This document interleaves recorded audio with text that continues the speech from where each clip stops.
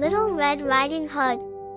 Once upon a time, in a quiet village, there lived a sweet little girl who was loved by everyone who knew her.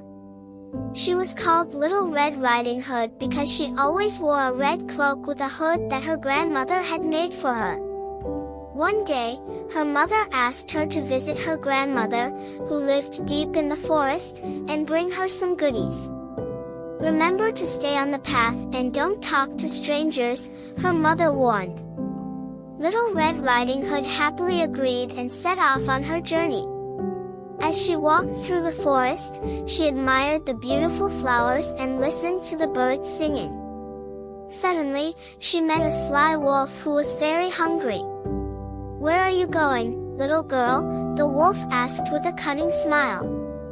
"I'm going to my grandmother's house to bring her these goodies," she replied innocently.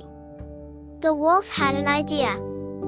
He suggested she pick some flowers for her grandmother while he took a shortcut to her house. Little Red Riding Hood agreed and began to pick flowers, unaware of the wolf's plan. The wolf hurried to the grandmother's house and knocked on the door. "Who's there?" the grandmother asked. "It's me, Little Red Riding Hood," the wolf replied in a sweet voice. The grandmother, sensing danger, hid in the closet, but the wolf went inside, disguised himself as the grandmother, and lay in her bed. When Little Red Riding Hood arrived, she noticed something strange. "Grandmother, what big ears you have!" she exclaimed. "All the better to hear you with, my dear," the wolf replied. "And what big eyes you have," she continued. "All the better to see you with," the wolf said. "And what big teeth you have," she said, finally realizing the danger.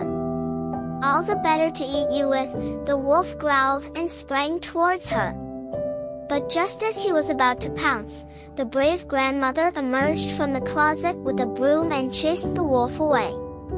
Little Red Riding Hood learned a valuable lesson that day about staying on the path and being cautious of strangers. She and her grandmother hugged each other tightly, grateful to be safe. And so, Little Red Riding Hood continued to visit her grandmother, always remembering to stay on the path and avoid talking to strangers, living happily ever after.